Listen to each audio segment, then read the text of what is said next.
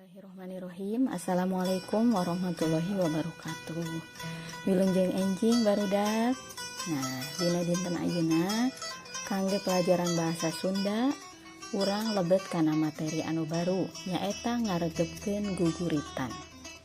Guguritan nu ayeuna ku urang bakal diregepkeun nyaeta pupuh magatru. Nah, hidup pasti di kelas 1 dugi ka kelas 4 pernah diajar nu namina pupuh. Naon ari nu namina pupuh teh? Pupuh nyaeta mangrupa lagu anu aya dina basa Sunda anu ngangge aturan khusus. Jadi pupuh ieu dinyanyikeunana aya aturan-aturana termasuk aturan pupuh magatru. Tah engke hideuk dangukeun video lagu pupuh magatru, terus tembangkeun di bumi latihan.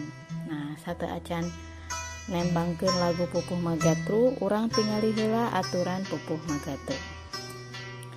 Anu kahiji, pupuh magatru teh boga watek sedih atawa prihatin.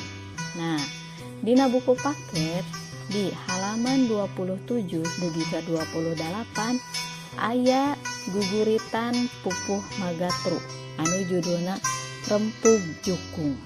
Nah, dina guguritan Rempug Jukung ieu urang candak contoh hiji sa gunduk mulai tina hebarudak sampai komo bari olo-olo.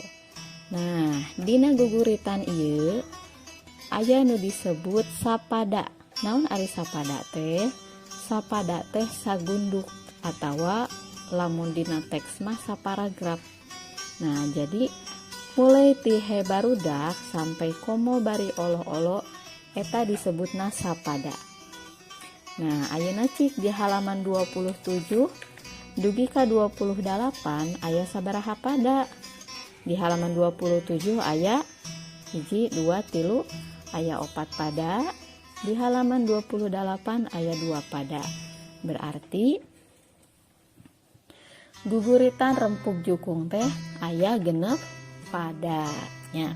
Nah, gitunya. Jadi sapada teh sa gunduk atau saparagraf. Nah, ayeuna aya nu disebut cik dina sapada aya sabaraha padalisan. Naon ari padalisan teh? Ari padalisan teh baris. Jadi dina sapada atau dina sagunduk teh aya sabaraha baris. Nah, urang tingali di dieu. Mulai ti hebarudak nepi ka jukung eta sabaris. Terus jeung babaturan ngahiji 2 baris. Samiuk jeung dulur-dulur 3 baris. Teu binarung goreng pikir 4 baris. Komo bari olo-olo 5 baris. Jadi dina sapada teh aya 5 baris atawa aya 5 padalisan. Nah, 5 padalisan ieu disebatna teh guru wilangan. Wilangan teh sama dengan bilangan. Jadi pasti kudu dihitung kan. Jadi dina sapada teh aya 5 padalisan disebatna aturan guru wilangan. Ayeuna dina sapadalisan aya sabaraha enggang. Ari enggang teh suku kata. Nah, urang tinggalinya dina padalisan kahiji he barudak kudu hirup rempug jukung. Cik, aya sabaraha eta? Aya 12. Terus nu kadua jeung babaturan ngahiji. Eta aya sabaraha? Aya 8. Padalisan katilu 4 5 na sami. Dihitung ditingali enggangna atawa suku katana. Nah, dina pupuh magatru ku urang kapendak aya baris padalisan kahiji aya 12 enggang, padalisan kadua 8, padalisan katilu 8, kaopat sareng kalima ge 8 enggang. Ayeuna ieu kusabab masih ngitung ieu oge disebat guru wilangan sami sareng nu tadinya. Nah, ayeuna cik ku hidup urang tengetan sora vokal ujung tiap padalisan. Urang tingali padalisan kahiji. He barudak kudu hirup rempug jukung. Ya, tingali. vokal terakhirna huruf U. Nu kadua jeung babaturan ngahiji, huruf vokal terakhirna I.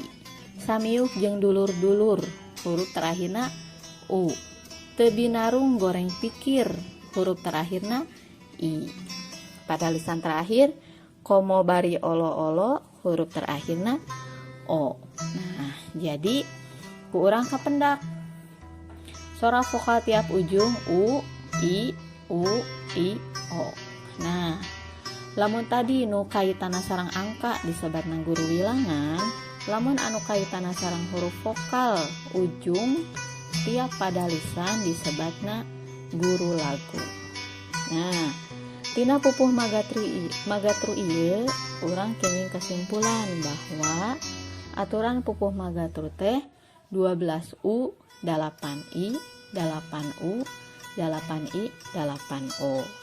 Nah, keku hidup tingali dina pada anu kadua urang tingali dina buku halaman 27. Ngabogaan sobat dalit urang kudu. Ngabogaan dihitung, cobian dihitungnya. Sobat dalit urang kudu 12 ujungna U. Deketna ibarat wargi 8 ujungna I sareng saterusna. Nah eta urang tos ngaregepkeun pupuh magatru judulna Rempuk Jukung. Sok engke ku hidup dangukeun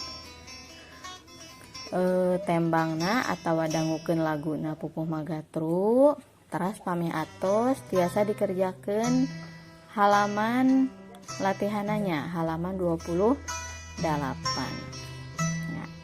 Ya, alhamdulillah sakitu heula kangge pelajaran basa Sunda ayeuna. Wassalamualaikum warahmatullahi wabarakatuh.